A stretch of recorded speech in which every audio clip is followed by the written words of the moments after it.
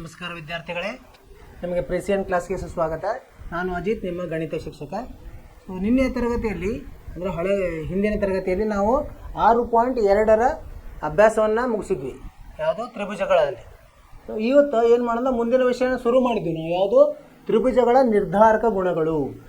ಏನಪ್ಪ, ಒಂದು ತ್ರಿಭುಜ ಸಮರೂಪವಾಗಿರಬೇಕಾದ್ರೆ ಎರಡು ಅಂಶಗಳು ನಮಗೆ ಗೊತ್ತಿರಬೇಕು. ಒಂದು, ಅವುಗಳ ಅನುರೂಪ ಕೋನಗಳು ಸಮವಾಗಿರಬೇಕು, ಮತ್ತು ಅವುಗಳ ಅನುರೂಪ ಬಾಹುಗಳ ಅನುಪಾತವು ಸಮವಾಗಿರುವ ಅಥವಾ ಸಮಾನುಪಾತದಲ್ಲಿ ಇರಬೇಕು. ಈಗ ನೋಡಿ, ಈಗ ಎರಡು ಇಲ್ಲಿ ತ್ರಿಭುಜಗಳನ್ನು ತಗೊಂಡಾಗ ಹೆಂಗಿದಾವೆ ಇವು? ಈಗ ಎ ಸಮ ಬಿ ಡಿ ಇದೆ, ಬಿ ಸಮ ಇ ಇದೆ, ಮತ್ತು ಸಿ ಸಮ ಎಫ್ ಇದೆ. ಆಮೇಲೆ ಎ ಬಿ ಡಿ ಇ ಭಾಗ ಎ ಬಿ ಭಾಗಲಬ್ಧ ಡಿ ಇ ಸಮ ಎ ಸಿ ಭಾಗಲಬ್ಧ ಡಿ ಎಫ್ ಸಮ ಬಿ ಸಿ ಭಾಗಲಬ್ಧ ಇ ಎಫ್. ಏನಾತಿಲ್ಲೇ? ಅನುರೂಪ ಕೋನಗಳು ಸಮವಾದವು, ಅನುರೂಪ ಬಾಹುಗಳು ಸಮಾನುಪಾತದಲ್ಲಿ.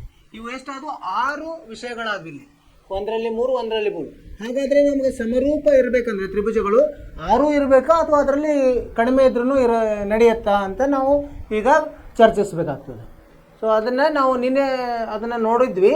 ಸೊ ಅದರಲ್ಲಿ ಒಂದು ಚಿಕ್ಕ ಚಟುವಟಿಕೆಯನ್ನು ಸಹ ನಾವು ಮಾಡಿದ್ವಿ, ನಿಮಗೂ ಮನೆಯಲ್ಲಿ ಮಾಡಲಿಕ್ಕೆ ಹೇಳಿದ್ವಿ. ಏನಂದರೆ, ಒಂದು 2 ತ್ರಿಭುಜಗಳನ್ನು ರಚಿಸೋದು.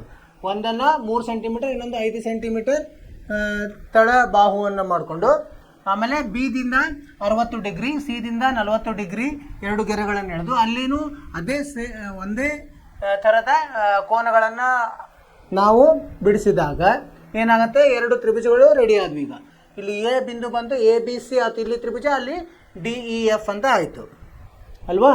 ಈಗ ನಾವು ಅಳತೆ ಮಾಡಿ ನೋಡಿದಾಗ ಇವು ಸಮರೂಪ ಹೆಂಗಿರ್ತದೆ? ಇಲ್ಲೇನಿದೆ, ಇದು ಬಾಹುಗಳು 3 ಭಾಗಲಬ್ಧ 5 ಆಯಿತು, ಯಾವುದು? ಬಿ ಸಿ ಭಾಗಲಬ್ಧ ಇ ಎಫ್. ಹಾಗೆ ನಾವು ಎ ಸಿ ಮತ್ತು ಡಿ ಎಫ್ ಅನ್ನು ಪರೀಕ್ಷಿಸಿದಾಗ ಅದು ಅದೇ ರೀತಿ ಬರ್ತದ. ಆಮೇಲೆ ಎ ಬಿ ಭಾಗಲಬ್ಧ ಡಿನೂ ಅದು ಅದೇ ಥರ ಬರ್ತದ.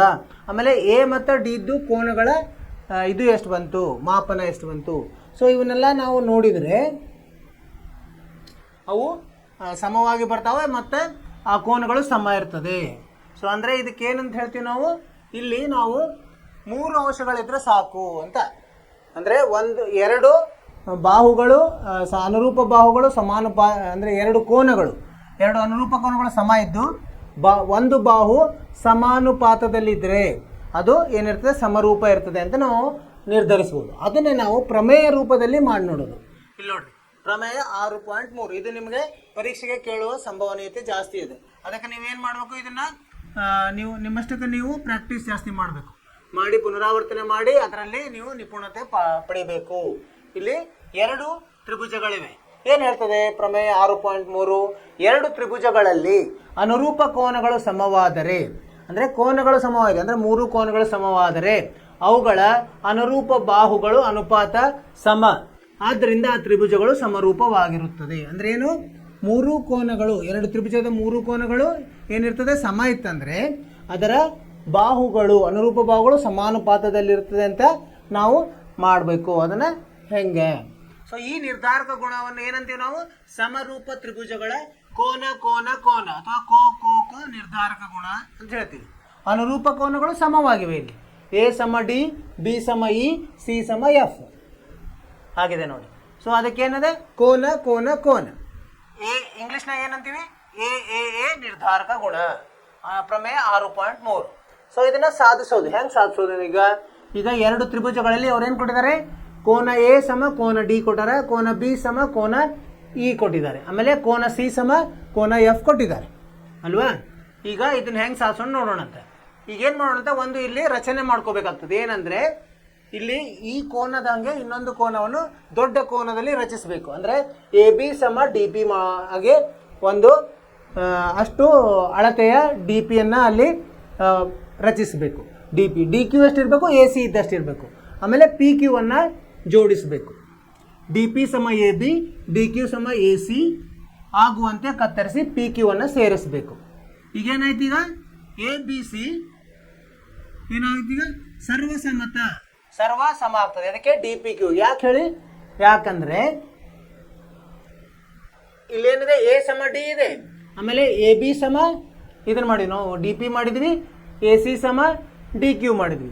SAS ಸಿದ್ಧಾಂತ ನಾವು ಕಲ್ತಿದ್ದೀವಲ್ಲ, SAS ಸಿದ್ಧಾಂತ 9ನೇ ತರಗತಿಯಲ್ಲೇ ಕಲ್ತಿದ್ದೀವಿ. ಅಂದರೆ ಬಾಹು ಒಂದು ಎರಡು ಬಾಹುಗಳು ಸಮ ಇದ್ದು ಒಂದು ಕೋನ, ಅದರಲ್ಲಿ ನಡುವೆ ಇರುವ ಕೋನವು ಸಮ ಇದ್ದರೆ ಅದಕ್ಕೆ ಏನಂತೀವಿ ನಾವು ಸರ್ವಸಮತೆ. ಇದು ಸರ್ವಸಮ ಆಯ್ತು. ಇದು ಸರ್ವಸಮ ಯಾವುದು? ಎ ಬಿ ಸಿ ಸರ್ವಸಮ ಡಿ ಪಿ ಕ್ಯೂ ಆಗುತ್ತೆ. ಆದ್ದರಿಂದ ಈಗೇನಾಯಿತು, ಕೋನ ಬಿ ಏನಾಗುತ್ತೆ? ಕೋನ ಪಿ ಆಗ್ತದೆ. ಯಾಕಂದರೆ ಅದು ಹೇಗಿದೆ? ಅನುರೂಪ ಕೋನಗಳಾಗ್ತದೆ. ಕೋನ ಬಿ ಸಮ ಕೋನ ಪಿ ಸಮ ಕೋನ ಇ ಅಂಕರ ಆಗುತ್ತೆ. ಯಾಕಂದರೆ ಇದು ಹೇಗಿದೆ? ನಾವು ಅದೇ ಥರ ರಚಿಸಿಕೊಂಡಿವಿ. ಈಗ ನೋಡಿ, ಕೋನ ಬಿ ಸಮ ಕೋನ ಪಿ ಸಮ ಕೋನ ಇ ಆಗ್ತದೆ. ಯಾಕಂದರೆ ಕೋನ ಬಿ ಸಮ ಕೋನ ಇ ಅವರೇ ಕೊಟ್ಟಿದ್ದಾರೆ. ಆದ್ದರಿಂದ ಕೋನ ಪಿ ಸಮ ಕೋನ ಇ ಆಯಿತು. ಕೋನ ಪಿ ಸಮ ಕೋನ ಇ ಮತ್ತು ಕೋನ ಕ್ಯೂ ಸಮ ಕೋನ ಎಫ್ ಅಂದ್ರೇನು? ಎಂಥ ಇದು ಅದು ಕೋನಗಳು, ಒಂದೇ ಬಾಜುವಿನ ಕೋನಗಳಾದವಲ್ಲ, ಎರಡು ಗೆರೆಗಳ. ಸೊ ಹಾಗಾಗಿ ಪಿ ಕ್ಯೂ ಸಮಾಂತರ ಇ ಎಫ್ ಆಗುತ್ತೆ. ಪಿ ಕ್ಯೂ ಸಮಾಂತರ ಇ ಎಫ್ ಆಯಿತು. ಸರಿನಾ? ಅವೆಂಥವು ಒಂದೇ ಬಾಜುವಿನ ಕೋನಗಳಾಗ್ತವೆ. ಆದ್ದರಿಂದ ಏನಾಯ್ತು? ಈಗ ಪ್ರಮೇಯ 6.1 ಪ್ರಕಾರ, ಪ್ರಮೇಯ 6.1 ಪ್ರಕಾರ ಅದರ ಅನುರೂಪ ಬಾಹುಗಳು ಈಗ ಯಾವ್ಯಾವು? ಡಿ ಪಿ ಮತ್ತು ಪಿ ಇ ತೊಗೊಂಡ್ರೆ ಅಂದರೆ ಅವು ಎಂಥ ಅನುರೂಪ ಬಾಹುಗಳು. ಇದರಲ್ಲಿ ಎರಡು ತ್ರಿಕೋನಗಳನ್ನು ತೊಗೊಂಡಾಗ ಡಿ ಪಿ ಇ ಮತ್ತು ಡಿ ಎಫ್ ಮತ್ತು ಡಿ ಪಿ ಕ್ಯೂ ತೊಗೊಂಡಾಗ ಡಿ ಪಿ ಭಾಗಲಬ್ಧ ಪಿ ಇ ಸಮ ಡಿ ಕ್ಯೂ ಭಾಗಲಬ್ಧ ಕ್ಯೂ ಎಫ್ ಆಗುತ್ತೆ. ಯಾಕಂದರೆ ಪ್ರಮೇಯ 6.1 ಪ್ರಕಾರ. ಸೊ ಅಂದರೆ ಈಗೇನಾಯಿತು? ಡಿ ಪಿ ಎ ಬಿ ಸಮ ಇರ್ತದೆ. ಆದ್ದರಿಂದ ಏನಾಗ್ತದೆ? ಡಿ ಪಿ ಇದ್ದಲ್ಲೇ ನಾವು ಎ ಬಿ ಹಾಕಿದ್ವಿ. ಈಗ ಎ ಬಿ ಭಾಗಲಬ್ಧ ಡಿ ಸಮ ಈಗೇನಾಯಿತು? ಅದಕ್ಕೆ ಒಂದನ್ನು ಸೇರಿಸಿ ಇದು ಬರ್ತದೆ. ಎ ಬಿ ಭಾಗಲಬ್ಧ ಡಿ ಇ ಸಮ ಎ ಸಿ ಭಾಗಲಬ್ಧ ಡಿ ಎಫ್ ಆಗ್ತದೆ. ಹೆಂಗಾಗ್ತದೆ ನೋಡ್ರಿ. ಈಗ ಇದು ಗೊತ್ತಾಯ್ತಲ್ಲ, ಡಿ ಪಿ ಭಾಗಲಬ್ಧ ಪಿ ಇ, ಡಿ ಪಿ ಭಾಗಲಬ್ಧ, ಯಾಕಂದರೆ ಅವು ಸಮಾಂತರ ಇರೋದ್ರಿಂದ ಡಿ ಪಿ ಭಾಗಲಬ್ಧ ಪಿ ಇ ಸಮ ಡಿ ಕ್ಯೂ ಭಾಗಲಬ್ಧ ಕ್ಯೂ ಎಫ್ ಆಗ್ತದೆ. ಏನು? ಇದು ಪ್ರಮೇಯ ಹೆಂಗು ಸಮಾಂತರ ಇದ್ದಾಗ ಇದು ಪ್ರಮೇಯ 6.1 ಪ್ರಕಾರ. ಇದನ್ನು ನಾವು ಕಲ್ತಿದ್ದೀವಿ ಮೊದಲೇ. ಆದ್ದರಿಂದ ಏನೀಗ ಡಿ ಪಿ ಅಂದರೆ ಏನಿದೆ? ಡಿ ಪಿ ಅಂದರೆ ಏನಿದೆ ನೋಡಿ, ಡಿ ಪಿ ಅಂದರೆ ಎ ಬಿ ಇದೆ. ಸೊ ಇದನ್ನು ನಾವು ಹೆಂಗೆ ಬರಿಬೋದು? ಎ ಬಿ ಭಾಗಲಬ್ಧ ಪಿ ಇ ಬರಿಬೋದಾ ಸಮ ಡಿ ಕ್ಯೂ ಅಂದರೆ ಏನಿದೆ? ಡಿ ಕ್ಯೂ ಅಂದರೆ ಎ ಸಿ ಇದೆ. ಎ ಸಿ ಭಾಗಲಬ್ಧ ಕ್ಯೂ ಎಫ್. ಸರಿ, ಪಿಗೆ ಡಿ ಪಿ ಸೇರ್ಬೇಕೀಗ ಅಲ್ವಾ? ಈಗ ಇದನ್ನು ನೋಡೋಣ. ಇಲ್ಲಿ ನೋಡಿ, ಡಿ ಪಿ ಮತ್ತು ಪಿ ಸೇರಿಸಿದ್ರೆ ಅದಕ್ಕಿಂತ ಮೊದಲು ಈಗ ಇದಕ್ಕೆ ಒಂದೊಂದು ಸೇರಿಸೋಣ. ಡಿ ಪಿ ಭಾಗಲಬ್ಧ ಪಿ ಇ ಎರಡು ಕಡೆ ಒಂದೊಂದು ಸೇರಿಸಿದಾಗ ಏನಾಗ್ತದೆ ನೋಡಿ, ಡಿ ಕ್ಯೂ ಭಾಗಲಬ್ಧ ಕ್ಯೂ ಎಫ್ ಸಂಕಲನ 1. ಸೊ ಇದೇನಾಯಿತು? ಡಿ ಪಿ ಸಂಕಲನ ಪಿ ಇ ಭಾಗಲಬ್ಧ ಪಿ ಇ ಸಮ ಡಿ ಕ್ಯೂ ಸಂಕಲನ ಕ್ಯೂ ಎಫ್ ಭಾಗಲಬ್ಧ ಕ್ಯೂ ಎಫ್ ಆಯಿತು. ಸೊ ಡಿ ಪಿ ಸಂಕಲನ ಪಿ ಅಂದ್ರೇನು? D E. ಸರಿನಾ? ಡಿ ಇ ಭಾಗಲಬ್ಧ ಪಿ ಇ ಆಯಿತು ಸಮ ಇದೇನಾಯಿತು? ಡಿ ಕ್ಯೂ ಭಾಗಲಬ್ಧ ಕ್ಯೂ ಎಫ್ ಅಂದ್ರೇನು? ಡಿ ಎಫ್ ಭಾಗಲಬ್ಧ ಕ್ಯೂ ಎಫ್ ಆಯಿತು. ಸರಿ, ಡಿ ಪಿ ಈಗ ಇದನ್ನು ಎ ಬಿ ಭಾಗಲಬ್ಧ ಡಿ ಇ ಮಾಡಬೇಕು ಅಲ್ವಾ?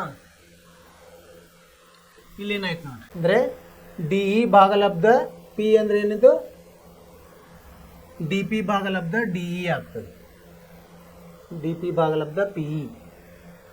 ಸೊ ಇದು ಆಗಿಂದ ಈಗೇನು ಎ ಬಿ ಸಮ ಡಿ ಪಿ ಇದೆ, ಆಮೇಲೆ ಎ ಸಿ ಸಮ ಡಿ ಕ್ಯೂ ಇರೋದ್ರಿಂದ ಏನಾಗುತ್ತೆ ನಮಗೆ?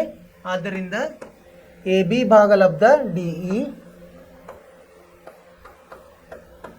ಸಮ ಎ ಸಿ ಭಾಗಲಬ್ಧ ಡಿ ಎಫ್ ಆಗ್ತದೆ. ಅದೇ ರೀತಿ ಕೆಳಗಿಂದ ಬಿ ಸಿ ಭಾಗಲಬ್ಧ ಇ ಎಫ್ ಅಂತಲೂ ಮಾಡ್ಬೋದು. ಅದು ಸಮ ಬಿ ಸಿ ಭಾಗಲಬ್ಧ ಇ ಎಫ್ ಅಂತ ಮಾಡ್ಬೋದು. ಈ ಥರ ನಾವು ಇದನ್ನು ಸಾಧಿಸಬೇಕಾಗ್ತದೆ. ಏನಂದರೆ ನಾವು ಹಳೆಯ ಪ್ರಮೇಯಗಳ ಉಪಯೋಗ ತಗೋಬೇಕಿಲ್ಲ. ಹಳೆಯ ಪ್ರಮೇಯಗಳು ಅದು ಪ್ರಮೇಯ 6.1 ಅಲ್ಲಿ ರಚನೆ ಮಾಡ್ಕೋಬೇಕಾಗ್ತದೆ.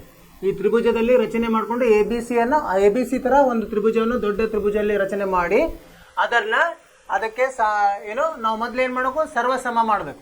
ಸರ್ವಸಮ. ಹೆಂಗೆ ಸರ್ವಸಮ ಆಗ್ತದೆ? ಎ ಬಿ ಸಮ ಡಿ ಪಿ ಆಗ್ತದೆ, ಎ ಸಿ ಸಮ ಪಿ ಡಿ ಕ್ಯೂ ಆದ ನಾವು ರಚನೆ ಮಾಡ್ಕೊಂಡ್ವಿ. ಆಮೇಲೆ ಎ ಸಮ ಡಿ ಅವರೇ ಕೊಟ್ಟಿದ್ದಾರೆ. ಕೊಟ್ಟಿರೋದ್ರಿಂದ ಎ ಬಿ ಸಿ ಸರ್ವಸಮ ಡಿ ಪಿ ಕ್ಯೂ ಆಗುತ್ತೆ. ಸರ್ವಸಮ ಆಗಿಂದ ಏನಾಗುತ್ತೆ? ಅದಕ್ಕೆ ಅನುರೂಪ ಕೋನಗಳು ಸಮ. ಬಿ ಸಮ ಪಿ ಆಗ್ತದೆ, ಸಿ ಸಮ ಕ್ಯೂ ಆಗ್ತದೆ. ನಮಗೇನು ಗೊತ್ತು? ಬಿ ಸಮ ಇ ಅಂತ ಗೊತ್ತು, ಸಿ ಸಮ ಎಫ್. ಆದ್ದರಿಂದ ಪಿ ಸಮ ಇ ಆಯಿತು, ಕ್ಯೂ ಸಮ ಎಫ್. ಎರಡು ಒಂದೇ ಬಾಜುವಿನ ಕೋನಗಳು ಸಮ ಇದ್ದಾಗ ಆ ಗೆರೆಗಳು ಹೆಂಗಿರ್ತಾವೆ? ಸಮಾಂತರವಾಗಿರ್ತವೆ. ಸೊ ಸಮಾಂತರ ರೇಖೆಗಳು ಪಿ ಕ್ಯೂ ಸಮಾಂತರ ಇ ಎಫ್. ಸೊ ಒಂದ್ಸಲ ನಾವು ಪಿ ಕ್ಯೂ ಸಮಾಂತರ ಇ ಎಫ್ ಅಂತ ಸಾಧಿಸಿದ ಮೇಲೆ ನಾವು ಪ್ರಮೇಯ 6.1 ಉಪಯೋಗ ತಗೊಂಡು ಡಿ ಪಿ ಭಾಗಲಬ್ಧ ಪಿ ಸಮ ಡಿ ಕ್ಯೂ ಭಾಗಲಬ್ಧ ಕ್ಯೂ ಎಫ್ ಅಂತ ಬರಿಬೋದು. ಸೊ ಆದ್ದರಿಂದ ಡಿ ಪಿ ಅಂದ್ರೇನು? ಎ ಬಿ ಇದೆ. ಸೊ ಎ ಬಿ ಭಾಗಲಬ್ಧ ಪಿ ಸಮ ಎ ಬಿ ಭಾಗಲಬ್ಧ ಕ್ಯೂ ಎಫ್ ಆಗ್ತದೆ ಅಲ್ವಾ? ಸೊ ಆಗತ್ತಿಲ್ಲ? ಈಗ ನೋಡಿ ಏನಾಯ್ತು? ಈಗ ಇಲ್ಲಿ ಬರೀತೀನಿ ನೋಡ್ರಿ. ಡಿ ಪಿ ಭಾಗಲಬ್ಧ ಪಿ ಇ ಸಮ ಡಿ ಕ್ಯೂ ಭಾಗಲಬ್ಧ ಕ್ಯೂ ಎಫ್ ಆಯಿತು. ಸರಿನಾ? ಡಿ ಪಿ ಅಂದ್ರೇನು? ಎ ಬಿ ಇದೆ. ಸೊ ಎ ಬಿ ಭಾಗಲಬ್ಧ ಪಿ ಇ ಸಮ ಡಿ ಕ್ಯೂ ಅಂದರೆ ಎ ಸಿ ಇದೆ, ಎ ಸಿ ಭಾಗಲಬ್ಧ ಕ್ಯೂ ಎಫ್ ಇದೆ. ಸರಿನಾ? ಸೊ ಇದಕ್ಕೆ ಒಂದನ್ನು ಸೇರಿಸಿದಾಗ ಏನಾಗ್ತದೆ? ಎ ಬಿ ಭಾಗಲಬ್ಧ ಪಿ ಇ ಸಂಕಲನ 1 ಸಮ ಎ ಸಿ ಭಾಗಲಬ್ಧ ಕ್ಯೂ ಎಫ್ ಸಂಕಲನ 1. ಅಥವಾ ಇದನ್ನ ಎ ಬಿ ಸಂಕಲನ ಪಿ ಇ ಭಾಗಲಬ್ಧ ಆಯ್ತು. ಇದನ್ನೇನು ಮಾಡೋಣಂತೆ? ಇದನ್ನ ವಿಲೋಮ ತಗೊಂಡು ಮಾಡೋಣ. ವಿಲೋಮ ತಗೊಂಡಾಗ ಏನಾಗ್ತದೆ? ಇಲ್ಲ, ವಿಲೋಮ ಮಾಡಿಕೊಂಡಾಗ ಇದು ಪಿ ಭಾಗಲಬ್ಧ ಎ ಬಿ ಸಮ ಕ್ಯೂ ಎಫ್ ಭಾಗಲಬ್ಧ ಎ ಸಿ ಆಗ್ತದೆ. ಇದನ್ನ ಆಮೇಲೆ ಇನ್ನೊಮ್ಮೆ ಹೇಳ್ತೀನಿ, ಇದನ್ನು ತೆಗಿಯುತ್ತೆ. ಈಗ ಇದಕ್ಕೆ ಒಂದನ್ನು ಸೇರಿಸಿದಾಗ ಏನಾಗ್ತದೆ ನೋಡಿ? ಪಿ ಭಾಗಲಬ್ಧ ಎ ಬಿ ಸಂಕಲನ 1 ಸಮ ಕ್ಯೂ ಎಫ್ ಭಾಗಲಬ್ಧ ಎ ಸಿ ಸಂಕಲನ 1. ಇದೇನಾಯ್ತು? ಈಗ ಪಿ ಸಂಕಲನ ಎ ಬಿ ಭಾಗಲಬ್ಧ ಎ ಬಿ ಸಮ ಕ್ಯೂ ಎಫ್ ಸಂಕಲನ ಎ ಸಿ ಭಾಗಲಬ್ಧ ಎ ಸಿ. ಈಗ ಪಿ ಅಂದರೆ ಏನಿದೆಪ್ಪ? ಪಿ ಅಂದರೆ ಈಗ ಪಿ ಸಂಕಲನ ಎ ಬಿ ಅಂದರೆ ಡಿ ಪಿ ಇದ್ದಂಗೆ ಅಲ್ವಾ? ಸೊ ಡಿ ಇ ಆಗುತ್ತೆ ಇದು. ಸೊ ಇದು ಇಲ್ಲಿ ಬರೆದ್ರೆ ಈ ಪಿ ಸಂಕಲನ ಎ ಬಿ ಅಂದರೆ ಪಿ ಅಂದರೆ ಹಾಗೆ ಇರಲಿ. ಈಗ ಎ ಬಿ ಅಂದ್ರೇನು? ಎ ಬಿ ಅಂದರೆ D P. So D P plus P E ಆಗುತ್ತೆ. ಇದು ಡಿ ಪಿ ಸಂಕಲನ ಎ ಬಿ ಡಿ ಬಿ ಸಂಕಲನ ಎ ಬಿ ಅಲ್ಲ, ಪಿ ಭಾಗಲಬ್ಧ ಎ ಬಿ ಸಮ ಕ್ಯೂ ಎಫ್ ಸಂಕಲನ ಎ ಸಿ ಅಂದರೆ ಕ್ಯೂ ಎಫ್ ಅಂದರೆ ಏನಿದೆ? ಕ್ಯೂ ಎಫ್ ಹಾಗೆ ಇಡೋಣಂತೆ. ಕ್ಯೂ ಎಫ್ ಸಂಕಲನ ಎ ಸಿ ಅಂದ್ರೇನು? ಎ ಸಿ ಅಂದರೆ ಡಿ ಕ್ಯೂ, ಡಿ ಕ್ಯೂ ಭಾಗಲಬ್ಧ ಎ ಸಿ ಅಂದರೆ ಡಿ ಪಿ ಸಂಕಲನ ಪಿ ಅಂದ್ರೇನು? D E, D E ಭಾಗಲಬ್ಧ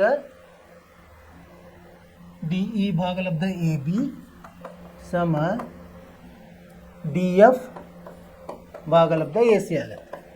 ಅರ್ಥವಾಯ್ತಿದ? ಅವನ್ನೇ ಅಲ್ಲಿದನ್ನೇ ಉಪಯೋಗ ತಗೊಂಡು ನಾವು ಅದನ್ನು ಸಾಧಿಸೋದು. ಈ ಥರ ನಾವು ಈ ಕೋ ನಿರ್ಧಾರಕ ಗುಣವನ್ನು ನಾವು ಸಾಧಿಸಬಹುದು. ಏನಂದರೆ ಎರಡು ತ್ರಿಭುಜಗಳಿದೆ, ಒಂದು ಚಿಕ್ಕ ತ್ರಿಭುಜ, ಒಂದು ದೊಡ್ಡ ತ್ರಿಭುಜ. ಕೋನಗಳು ಒಂದೇ ಆಗಿದ್ದಾವೆ. ಸೊ ಚಿಕ್ಕ ತ್ರಿಭುಜವನ್ನು ದೊಡ್ಡ ತ್ರಿಭುಜದಲ್ಲಿ ಅದನ್ನು ರಚಿಸಿಕೊಂಡು ನಾವು ಸಾಧಿಸೋದು. ನಿಮ್ಗೆ ಅರ್ಥವಾಯ್ತು ಅಂತ ತಿಳ್ಕೊಂಡೀನಿ ವಿದ್ಯಾರ್ಥಿಗಳೇ.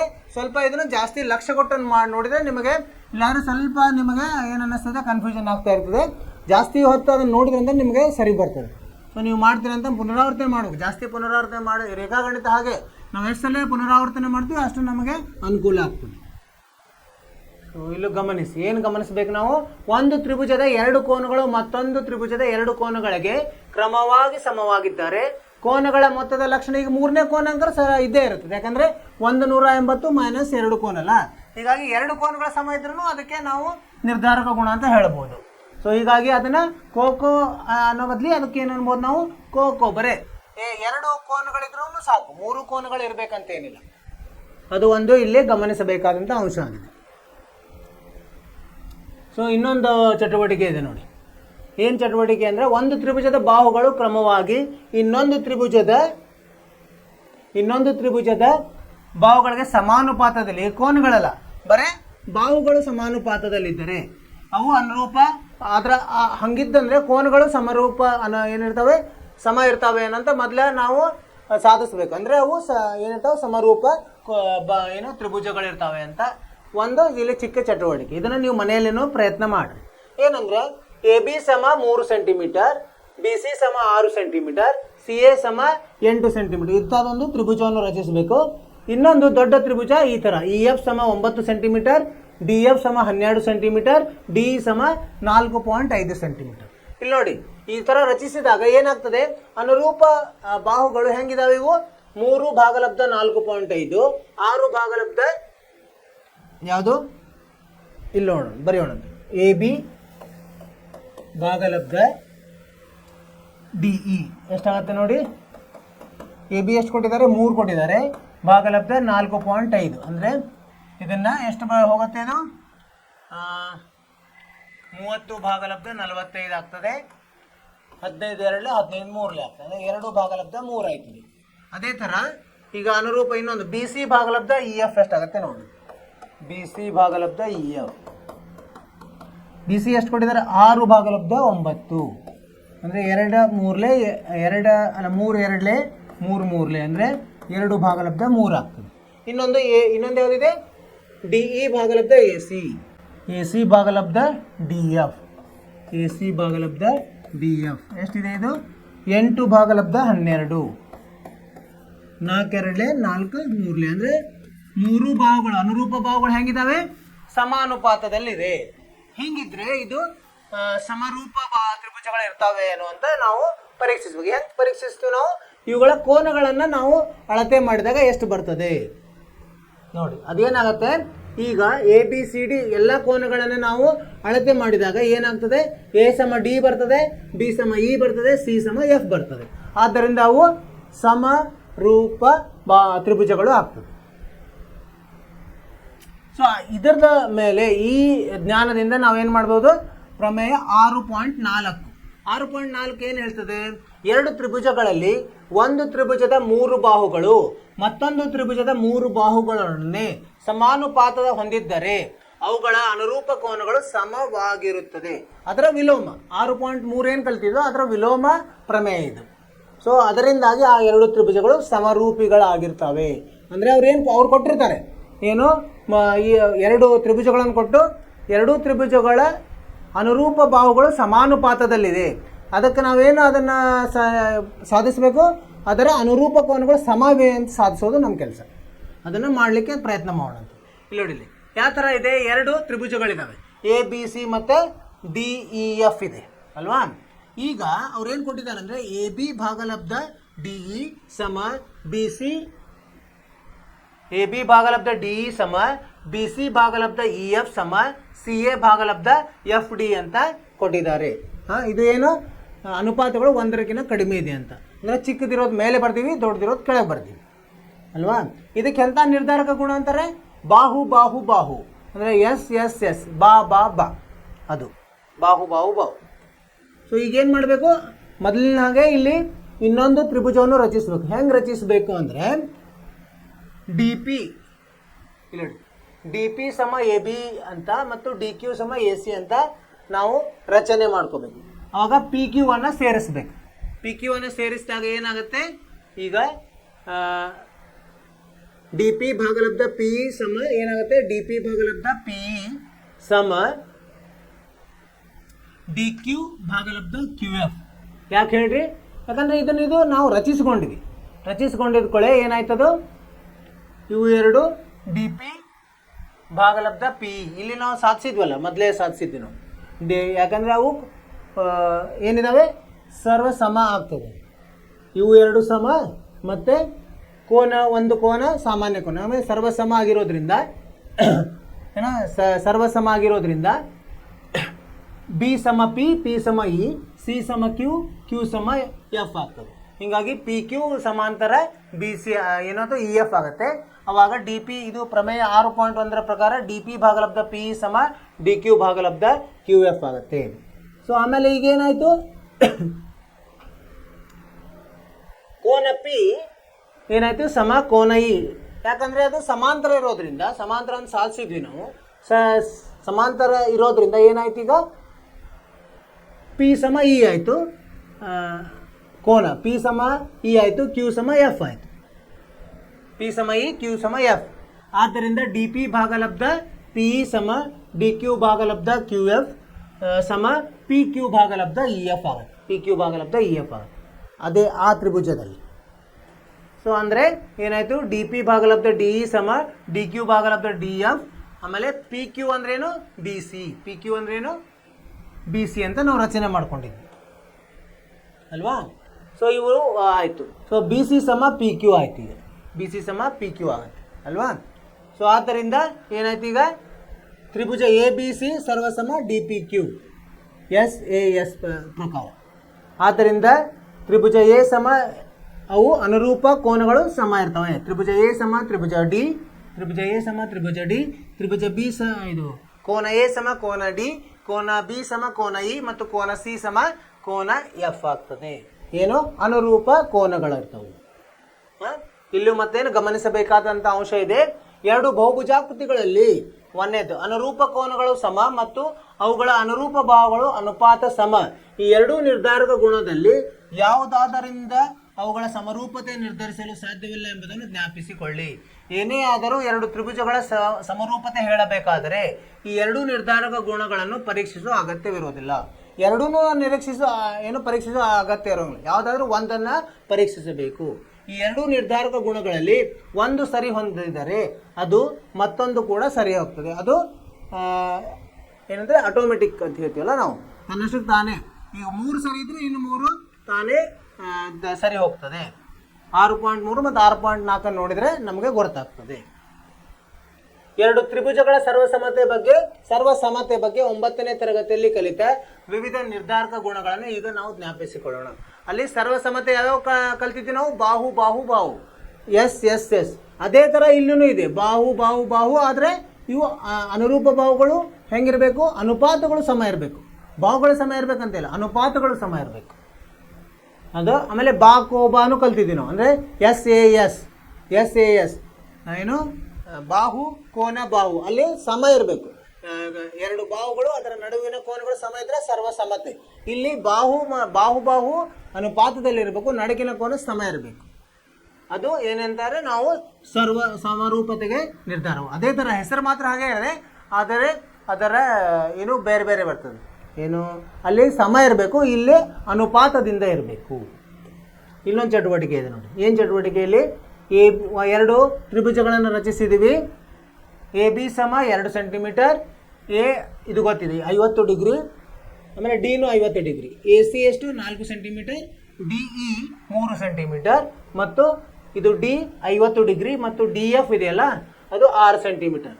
ಹಾಗೆ ಎರಡು ತ್ರಿಭುಜಗಳನ್ನು ರಚಿಸಿದ್ವಿ.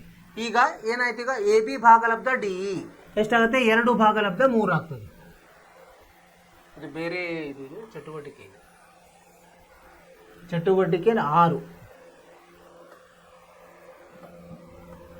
ಇದನ್ನು ಇಂಥ ಚಟುವಟಿಕೆ ಇರ್ತಾವಲ್ಲ, ನೀವು ಮನೆಯಲ್ಲಿ ಪ್ರಯತ್ನ ಮಾಡಬೇಕು. ಪ್ರಯತ್ನ ಮಾಡಿದ್ರೆ ನಿಮಗೇನಾಗ್ತದೆ, ಅದರದ್ದು ಪ್ರಾತ್ಯಕ್ಷಿಕವಾಗಿ ನೀವು ಅನುಭವಿಸ್ಬೋದು ಪರೀಕ್ಷಾರ್ಥವಾಗಿ. ಎ ಬಿ ಭಾಗಲಬ್ಧ ಡಿ ಇ ಎಷ್ಟಾಗುತ್ತೆ ನೋಡಿ. ಎ ಬಿ ಭಾಗಲಬ್ಧ ಡಿ ಇ ಎಷ್ಟಿದೆ? ಎ ಬಿ 2 ಇದೆ, ಡಿ ಇ 3 ಇದೆ, 2 ಭಾಗಲಬ್ಧ 3 ಆಯಿತು. ಆಮೇಲೆ ಎ ಸಿ ಭಾಗಲಬ್ಧ ಡಿ ಎಫ್ ಎಷ್ಟಾಗುತ್ತೆ ನೋಡಿ. ಎ ಸಿ ಭಾಗಲಬ್ಧ ಡಿ ಎಫ್, ಎ ಸಿ ಎಷ್ಟಿದೆ? 4 ಇದೆ, ಭಾಗಲಬ್ಧ 6, 2 ಮೂರಲೆ 2 ಮೂರಲೆ ಅಂದರೆ 2 ಭಾಗಲಬ್ಧ 3 ಅಂದರೆ ಇವೆರಡು ಒಂದೇ ಆಯ್ತು. ಈಗ ಎ ಬಿ ಭಾಗಲಬ್ಧ ಡಿ ಇ ಸಮ ಎ ಸಿ ಭಾಗಲಬ್ಧ ಡಿ ಎಫ್ ಆಯಿತು. ಇನ್ನೊಂದು ಕೋನಗಳು ನೋಡಿ. ಕೋನಗಳೇನದಾವ? ಆ್ಯಂಗಲ್ ಎ ಸಮ ಆ್ಯಂಗಲ್ ಬಿ, ಕೋನ ಎ ಸಮ ಕೋನ ಡಿ ಸಮ 50 ಡಿಗ್ರಿ ಇದೆ ಇಲ್ಲ? ಅಂದರೆ ಎರಡು ಅನುರೂಪ ಬಾಹುಗಳು ಸಮಾನುಪಾತದಲ್ಲಿದೆ, ಒಂದು ಕೋನ ಸಮ ಇದೆ. ಸೊ ಅವಾಗ ಏನಾಗುತ್ತೆ, ನೀವು ಇವನ್ನೆಲ್ಲ ಅಳತೆ ಮಾಡಿದ್ರೆ, ಈಗ ಬಿ ಕೋನ ಸಿ ಕೋನ ಅಳತೆ ಮಾಡಿದರೆ, ಬಿ ಮತ್ತು ಇ ಕೋನ ಎಫ್ ಕೋನ ಅಳತೆ ಮಾಡಿದರೆ ಬಿ ಸಮ ಇ ಆಗುತ್ತೆ, ಸಿ ಸಮ ಎಫ್ ಆಗ್ತದೆ. ಏನು ಬರ್ತದೆ ನಿಮ್ಗೆ? ಬಿ ಕೋನ ಮತ್ತು ಇ ಕೋನ ಸಮ ಇರ್ತದೆ, ಸಿ ಕೋನ ಮತ್ತು ಎಫ್ ಕೋನ ಸಮ ಇರ್ತದೆ. ನೀವು ಚಟುವಟಿಕೆ ಮಾಡಿ ನೋಡ್ಬೋದು. ಅಂದರೆ 3 ಸಮ ಇದ್ರೆ ಸಾಕು, ಇನ್ನು 3 ತಾವೇ ಸಮ ಬರ್ತಾವೆ. ಆಮೇಲೆ ಆ ಅನುಪಾತಗಳನ್ನು ಸಮ ಬರ್ತದೆ. ಬಿ ಸಿ ಭಾಗಲಬ್ಧ ಇ ಎಫ್ ಸಮ ಬರ್ತದೆ. ಬಿ ಸಿ ಭಾಗಲಬ್ಧ ಇ ಎಫ್ ಎಷ್ಟು ಬರ್ತದೆ? 2 ಭಾಗಲಬ್ಧ 3 ಬರ್ತದೆ. ನೀವು ಅಳತೆ ಮಾಡಿ ನೋಡ್ಬೋದು. ಇದು ಚಟುವಟಿಕೆ ನೀವು ಮನೆಯಲ್ಲಿ ಮಾಡಿರಿ. ಸೊ ಇದ್ರ ಮೇಲೆ ಒಂದು ಪ್ರಮೇಯ ಇದೆ. ಪ್ರಮೇಯ 6.5 ತ್ರಿಭುಜದ ಒಂದು ಕೋನ ಮತ್ತು ತ್ರಿಭುಜದ ಇನ್ನೊಂದು ಕೋನಕ್ಕೆ ಸಮ ಇದ್ದು ಆ ಕೋನಗಳು ಉಂಟು ಮಾಡಿರೋ ಭಾವಗಳು ಸಮಾನುಪಾತದಲ್ಲಿದ್ದರೆ ಆ ಎರಡೂ ತ್ರಿಭುಜಗಳು ಸಮರೂಪಿಗಳಾಗಿರುತ್ತವೆ ಅಂತ ನಾವು ಏನು ಮಾಡಬೇಕು? ಸಾಧಿಸಬೇಕು. ಅದಕ್ಕೇನಂತೀವಿ? ಬಾ ಕೋಬಾ ಅಂತ ಹೇಳ್ತೀವಿ. ಇದೇ ಥರ ಎರಡು ತ್ರಿಭುಜಗಳನ್ನು ರಚಿಸ್ಕೊಳ್ಳೋದು. ಎ ಬಿ ಸಿ ಮತ್ತು ಡಿ ಇ ಎಫ್ ಹೆಂಗಿರ್ಬೇಕದು? ಎ ಬಿ ಭಾಗಲಬ್ಧ ಡಿ ಇ ಸಮ ಎ ಸಿ ಭಾಗಲಬ್ಧ ಡಿ ಎಫ್ ಇರೋ ಹಂಗೆ ನಾವು ರಚಿಸ್ಕೋಬೇಕು. ಆಮೇಲೆ ಕೋನ ಎ ಸಮ ಕೋನ ಡಿ ಇರಬೇಕು. ಇವು ಅವರು ಕೊಟ್ಟಿರೋದು ದತ್ತ ಇವು. ಈಗ ನಾವೇನು ಮಾಡಬೇಕು ಅಂದರೆ ರಚನೆ ಮಾಡಬೇಕು. ಏನಂದರೆ ಡಿ ಪಿ ಇದೆಯಲ್ಲ, ಡಿ ಪಿ ಸಮ ಎ ಬಿ ಅಂತೆ ಮತ್ತು ಡಿ ಕ್ಯೂ ಸಮ ಎ ಸಿ ಹಂಗೆ ರಚಿಸಬೇಕು. ಪಿ ಕ್ಯೂ ಅನ್ನು ಸೇರಿಸೋದು. ಈಗೇನಾಗುತ್ತೆ? ಈಗ ಪಿ ಕ್ಯೂ ಸಮ ಇ ಎಫ್, ಪಿ ಕ್ಯೂ ಸಮಾಂತರ ಇ ಎಫ್ ಆಗುತ್ತೆ. ಮತ್ತು ತ್ರಿಭುಜ ಎ ಬಿ ಸಿ ಸಮಾಂತರ ಡಿ ಪಿ ಕ್ಯೂ. ಯಾಕೆ ಹೇಳಿ? ಇಲ್ಲಿ ನೋಡಿ, ಈ ಪಿ ಏನಾಗಿದೆ, ನಾವು ಇಲ್ಲಿ ಅದನ್ನು ಇದರಷ್ಟೇ ಕತ್ತರಿಸಿದ್ವಿ ಅಲ್ವಾ? ಎ ಬಿ ಸಮ ಡಿ ಪಿ ಮಾಡಿದ್ವಿ. ಸೊ ಈ ಕೋನ ಸಮ ಆಗ್ತದೆ, ಸಿ ಕೋನ ಕ್ಯೂ ಕೋನ ಸಮ ಆಗ್ತದೆ. ಹೀಗಾಗಿ ಅವು ಸಮಾಂತರ ಇರ್ತವೆ. ಆಮೇಲೆ ಎ ಬಿ ಸಿ ಸರ್ವಸಮ ಡಿ ಪಿ ಕ್ಯೂ ಆಗುತ್ತೆ. ಹೌದಾ? ಯಾಕಂದರೆ ಎಸ್ ಎ ಎಸ್, ಎ ಸಮ ಡಿ ಇದೆ, ಎರಡೂ ಭಾವಗಳು ಸಮ ಇರುತ್ತೆ. ಎಸ್ ಎ ಎಸ್ ಪ್ರಕಾರ ಅವು ಎರಡೂ ತ್ರಿಭುಜಗಳು ಸರ್ವ ಸಮ ಇರ್ತವೆ. ಆಮೇಲೆ ಆದ್ದರಿಂದ ಉಳಿದದ್ದು ಏನಾಗುತ್ತೆ? ಎ ಸಮ ಡಿ ಇದೆ, ಆಲ್ರೆಡಿ ಅದು ಕೊಟ್ಟಿದ್ದಾರೆ. ಆಮೇಲೆ ಬಿ ಸಮ ಪಿ, ಎ ಸಮ ಡಿ ಕೊಟ್ಟಿದ್ದಾರೆ. ಆದ್ದರಿಂದ ಅನುರೂಪ ಕೋನಗಳು ಸಮ ಇರ್ತದೆ. ಬಿ ಸಮ ಪಿ, ಕ್ಯೂ ಸಮ ಸಿ ಆಗ್ತದೆ. ಆದ್ದರಿಂದ ಈಗೇನಾಯಿತು?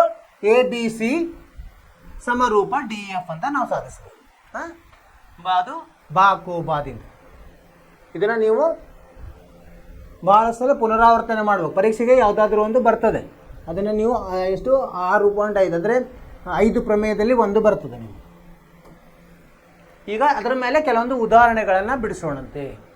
ಇದೇ ಉದಾಹರಣೆ 4. ಉದಾಹರಣೆ 4 ಏನು ಹೇಳ್ತಾರೆ? ಚಿತ್ರ 6.29ರಲ್ಲಿ ಈ ಚಿತ್ರದಲ್ಲಿ ಪಿ ಕ್ಯೂ ಸಮಾಂತರ ಏನು ಕೊಟ್ಟಿದ್ದಾರೆ? ಆರ್ ಎಸ್ ಕೊಟ್ಟಿದ್ದಾರೆ. ಪಿ ಕ್ಯೂ ಸಮಾಂತರ ಆರ್ ಎಸ್ ಅಂತ ಕೊಟ್ಟಿದ್ರೆ ನಾವೇನು ಮಾಡಬೇಕು? ಏನು ಸಾಧಿಸಬೇಕು? ಈ ಚಿತ್ರವನ್ನು ಇಲ್ಲಿ ಬಿಡಿಸೋಣಂತೆ. ಈ ಥರ ಇದೆ. ಪಿ ಕ್ಯೂ ಆರ್ ಎಸ್ ಈ ಥರ. ಈಗ ಏನು ಕೊಟ್ಟಿದ್ದಾರೆ ಅವರು? ಬದಲು ಬರ್ಕೊಳ್ಳೋದು. ಪಿ ಕ್ಯೂ ಸಮಾಂತರ ಆರ್ ಎಸ್ ಅಂತ ಕೊಟ್ಟಿದ್ದಾರೆ. ಇದು ದತ್ತ. ಪಿ ಕ್ಯೂ ಸಮಾಂತರ ಆರ್ ಎಸ್. ಆಮೇಲೆ ಅವ್ರೇನು ಸಾಧಿಸ್ಲಿಕ್ಕೆ ಹೇಳಿದ್ದಾರೆ? ತ್ರಿಭುಜ ಪಿ ಒ ಕ್ಯೂ ಸಮರೂಪ ಎಸ್ ಒ ಆರ್ ಅಂತ ಸಾಧಿಸ್ರಿ ಅಂತ ಹೇಳಿದ್ದಾರೆ.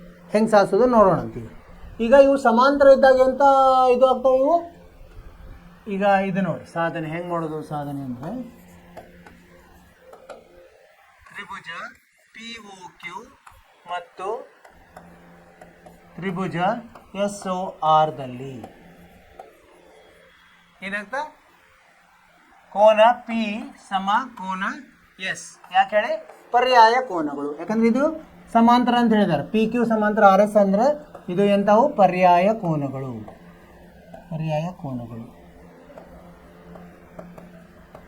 ಇಲ್ಲೊಂದಿದೆ, ಇಲ್ಲೊಂದಿದೆ. ಪರ್ಯಾಯ ಕೋನಗಳು. ಎರಡು ಸಮಾಂತರ ರೇಖೆಗೆ ಒಂದು ಗೆರೆಯು ಕತ್ತರಿಸಿದಾಗ ಅಲ್ಲಿ ಉಂಟಾಗುವ ಪರ್ಯಾಯ ಕೋನಗಳು ಸಮವಾಗಿರ್ತವೆ. ಇದನ್ನು ನಾವು ಕಲ್ತಿದ್ದೀವಿ.